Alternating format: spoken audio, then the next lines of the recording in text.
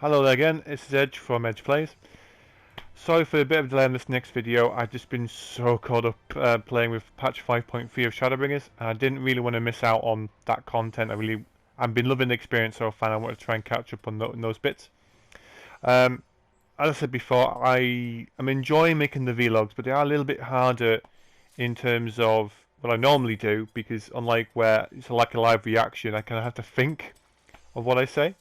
And thanks to Ensiv and Dante and Ensiv and Kate, they've had some good questions which allowed me to make some of these really fun videos. So what I'd like to do now is go a little bit into the combat of Final Fantasy XIV The Realm Reborn.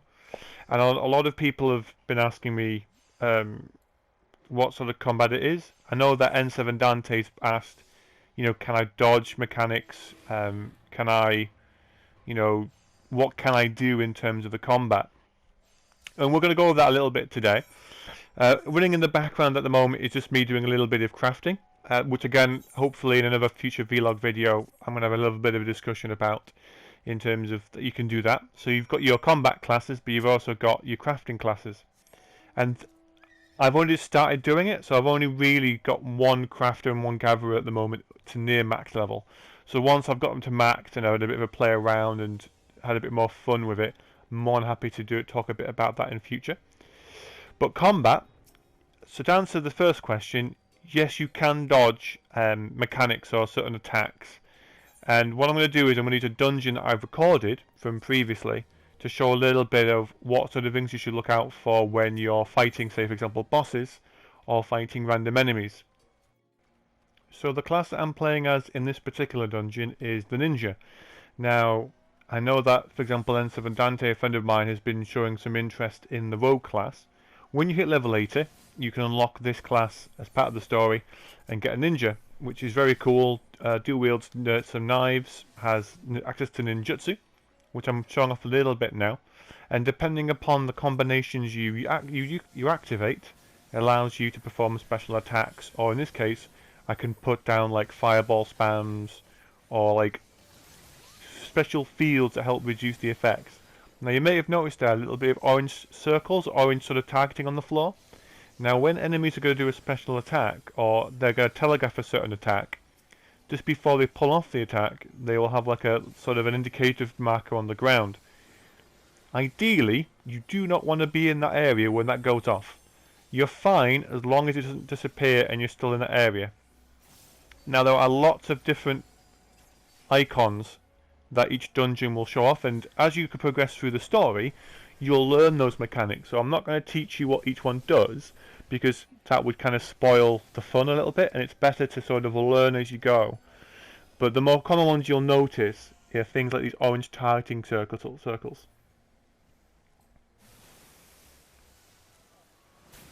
This particular dungeon is one of my favourites because you're under the sea, and I won't say too much more about that because that is spoilers. But it's a side dungeon, so it's not part of the story, from what I remember. But as you can see, there's 4 of us playing. Each one of us is a unique class. So in this case, the person at the front is the tank. So they're grabbing up all of the enemies into one group. I'm one of the DPSs, so that means damage per second. So I'm doing damage to help try and kill enemies, while the tank, in this case, who's... I'm not too sure what class they are actually at this point. I should really check that one out. They're keeping all the aggro or the aggravation on them. And then the healer is currently healing us all and spamming Holy, because Holy's amazing. Now, as you're noticing in certain points, you are seeing a couple of the little orange bars. But just because it's a little bit busy, I'm going to skip forward a little bit in the dungeon just to show you a couple of the other mechanics that to sort of show you how to dodge and so forth. This boss I'm going to show you now should be quite a good example of the mechanics I'm talking about. So, as you might notice, and this is kind of a spoiler for this particular fight, you notice 4 chests around the corner. Each chest is part of the mechanic to avoid being seduced. Now, as you can see, there's a telegraph above the health HP bar that tells them they're going to perform a special attack. We've just now dodged that attack, but now you see this big orange circle. Now if I was in that circle when it finished, I would take a fair bit of damage. This is the most common sort of mechanic you will see at early level, where when you're being attacked or you're attacking something, they'll do normal attacks, but when it comes to their special attacks, you can move independently around and dodge those attacks. This one you're seeing now, the sort of like a lock-on symbol, this is a sort of targeting thing where it homes in on me, and then the orange circle shows me how big the blast radius is, and I'm just running around dodging it. And again, another big orange circle in the center, which everyone's dodged. The 4 chests are very useful for this particular boss fight, because when it does its seduce move, if I'm not opened up and become an old hag, in this particular boss fight, I get seduced and then I'll be in that target circle automatically taking that damage. So a lot of the time teamwork is very, very important when it comes to doing these sort of dungeons, but they're so much fun because you can find really cool gear, a little bit more of the story and the lore.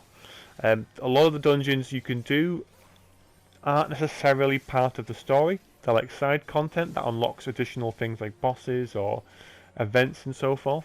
So when you find these sort of particular things, they always are worth fun doing.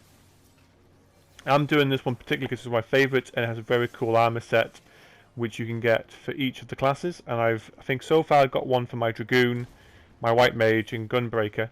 I'm now just trying to get the next couple of sets for the Ninja and the Black Mage, just because it's just kind of fun, and it gives a good EXP as well. So one last thing just to show, I did promise Enzo and Dante that I'd go a little bit more in to help him out. So when you, as part of the story, go a little bit further in, you get access to like a training hall in Western Loneska, which will be just before your first story dungeon or second story dungeon, sort of to get used to the idea of the mechanics. It's in the airport, and as soon as you go over there, you get access to a little bit of training material, but it also gives you gear. So if you are a little bit underleveled, and you want to, or undergeared in this case, sorry, and you want to get a little bit of practice, there is no harm in coming over here. Just this white building at the top over here, and they'll give you the basics and so forth. I hope you've enjoyed a little bit of what I'm doing. I will get better at these. More of the fact there's so much to kind of go through, and it's been nice kind of going back a little bit over when I first started playing about 2.5 years ago. If you're wanting if you've got any other questions, or if you've got any concerns or any sort of feedback, please let me know, and I'm more than happy to sort of take that on board and tweak it a little bit. But I hope you've enjoyed what you watched today, and I will see you all again next time.